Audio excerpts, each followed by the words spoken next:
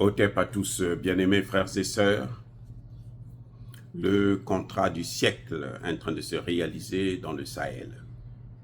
Le Burkina Faso et la Russie sont en train de mis en place toutes les conditions pour la construction d'une centrale nucléaire au Burkina Faso. Elle sera faite par la plus grande compagnie, la plus grande entreprise au monde qui maîtrise le nucléaire mieux que tout le monde. Rosatom. Elle va travailler avec le Burkina Faso, non seulement pour construire cette centrale nucléaire, mais elle va aussi former les Burkinabés dans la maîtrise du domaine nucléaire. Nous parlons ici du nucléaire civil, certes, mais la maîtrise du nucléaire, c'est le nucléaire. Elle va former les Burkinabés en Russie et elle va ouvrir une filiale à l'université du Burkina pour former les formateurs dans le domaine nucléaire. Oh, écoutez, attendez les gars. Elle ne va pas seulement former les Burkinabés en Russie. Elle va former des experts, des ingénieurs burkinabés en Russie, mais elle va venir au Burkina Faso.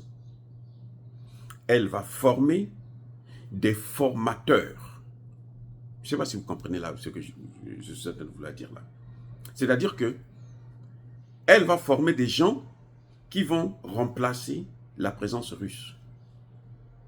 C'est-à-dire que les Russes ne viennent pas pour rester éternellement là à former des Burkinabés. Non. Ou bien envoyer des Burkinabés en Russie pour être formés. Non. Les Russes viennent transmettre, c'est ça qu'on appelle le transfert de technologie, ils viennent transmettre la connaissance du nucléaire aux Burkinabés.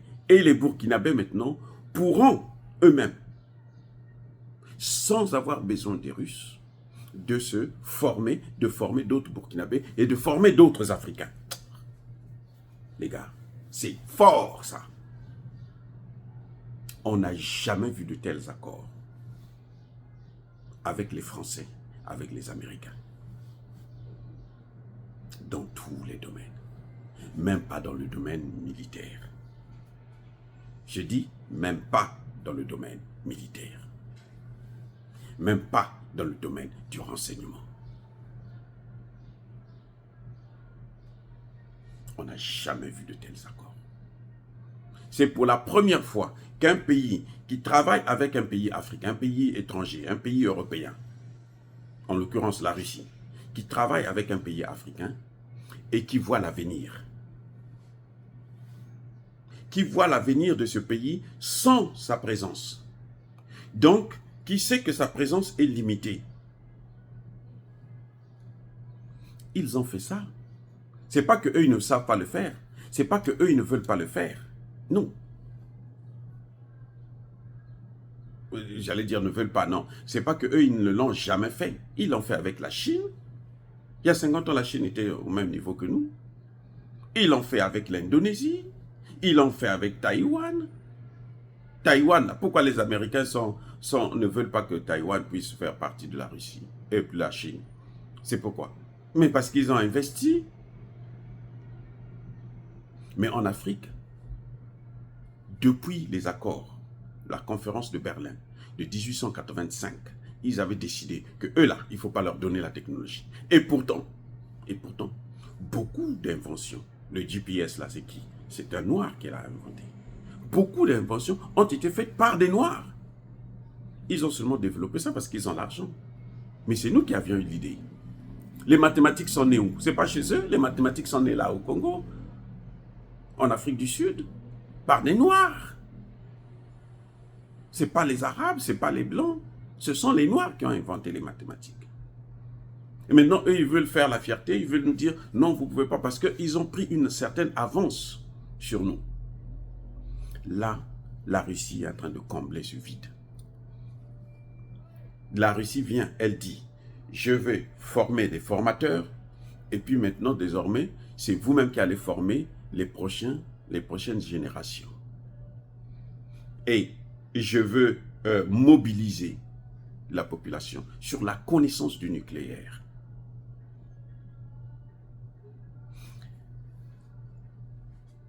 Les Français exploitent le pétrole en Afrique là depuis quand? Les gars, dites-moi, les Français exploitent notre pétrole depuis quand? Ça fait combien d'années que les Français exploitent le pétrole en Afrique? Parlons seulement de la période de l'indépendance. Depuis la période des indépendances. Vous connaissez un seul expert africain? Dans le pays francophone, un seul expert africain. Ce qu'ils disent experts, là, ce sont les gens qu'ils emploient qui tiennent leur Simba sac, qui tiennent leur sac, là. Hein?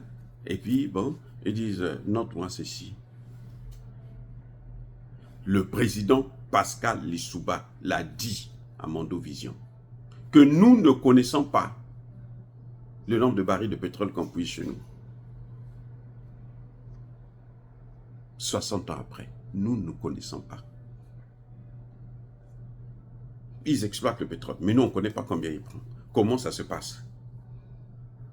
On ne peut pas travailler sans eux. Vous voyez la différence maintenant avec les Russes? Les Russes disent, non, nous, on va vous apprendre le nucléaire. Parce que vous avez la matière, vous avez l'uranium. Les Français n'ont pas d'uranium. Les Russes disent, vous avez ça. On va vous apprendre comment vous devrez vous-même utiliser ça. Quand vous apprenez le nucléaire, c'est le nucléaire. Quand vous connaissez le nucléaire civil, bien, le nucléaire militaire est à votre portée. Vous pouvez vous-même le faire. Vous n'avez pas besoin des Russes. Le problème, c'est connaître la maîtrise du nucléaire. Maintenant, pour passer du civil au militaire, c'est à vous de le faire. Les Russes le savent, mais ils n'ont pas eu peur de ça, de nous donner la technologie. On n'a jamais eu le transfert de technologie avec les Américains, avec les Français, avec les Allemands, avec les Britanniques, avec les Européens. Jamais. Même avec les Chinois. Vous voyez, ils préfèrent, eux, venir travailler chez nous. Et nous, on va être là comme leurs petits employés, à des petits postes. Même si on dit, il est directeur de merde. Directeur de Elf, Congo. Mais il ne comprend rien. Il ne sait même pas, il sait même pas combien de barils de pétrole on prend dans son pays. Il est directeur. Il y en a, hein. Jusqu'aujourd'hui. Il ne maîtrise pas. Il ne maîtrise même pas la vente. En Afrique, là, même pas la vente. Les Russes sont en train de venir, ils vous disent, nous, on vous donne la technologie. On vous apprend à exploiter ça vous-même, sans avoir besoin de nous. Vous gérez désormais votre matière première, vous-même. Voilà ce qui est en train de se passer. Voilà le vrai problème. Voilà l'urgence. Et c'est ça la différence. Donc, Rosatom nous donne. Mais je vais vous dire une chose, c'est que c'est ce même Rosatom-là qui vend le nucléaire aux Américains et aux Français. Le même Rosatom.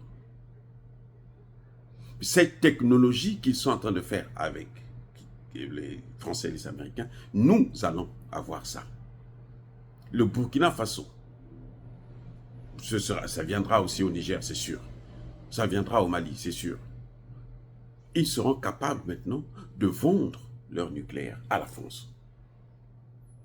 Ce n'est plus la France qui viendra prendre ce qu'elle veut prendre et vous dire que bon, j'ai pris telle quantité, alors qu'elle a pris 10 fois plus. Ça ne sera plus comme ça. C'est maintenant eux-mêmes qui vont prendre, qui vont donner. Ils auront déjà travaillé ça, transformé ça, et ils vendent ça au prix du marché international. Vous avez vu là où se situe la guerre entre les États-Unis et la Russie, entre l'Europe et la Russie. C'est là. Ça, c'est là ce qu'on appelle la guerre asymétrique. Ce que vous n'avez pas voulu leur donner, moi je leur donne ça pour vous couper l'herbe sous le pied. Bien-aimés frères et sœurs, nous saluons justement le président Ibrahim Traoré pour cette vision et nous saluons le président Poutine et les responsables de Rosatom pour avoir accepté de nous transférer cette technologie de pointe. Tout ce qu'on appelle le nucléaire, c'est la technologie de pointe. Ce n'est pas donné à n'importe qui. Les Français ont exploité l'uranium depuis longtemps au Niger. Et au Niger, il n'y a pas de centrale nucléaire. Et les Français prenaient les déchets nucléaires, ils les jetaient comme ça à l'air libre. Ce n'est pas ce qui se fera désormais. Nous allons protéger nos populations en exploitant nous-mêmes les matières premières. Et ces gens-là qui ont massacré, qui ont exposé nos populations, viennent nous dire que nous vous aimons mieux que vos armées. Regardez comment ils sont ridicules. Alors, vraiment ridicules. Heureusement que le ridicule ne tue pas. Oh, bien-aimés frères et sœurs, encore une fois de plus, soyez bénis, abondamment bénis par le Dieu de Kémit et par nos ancêtres angélisés. Mais que tous ceux qui persécutent le continent africain, le pillent et le déstabilisent, qu'ils soient noirs, blancs, chinois, arabes, juifs, indiens ou qui qu'ils soient punis, maudits, foudroyés, neutralisés, écrasés, effacés par le Dieu de Kémit et par nos ancêtres angélisés. Vive l'Afrique éternelle, je dis et j'assume.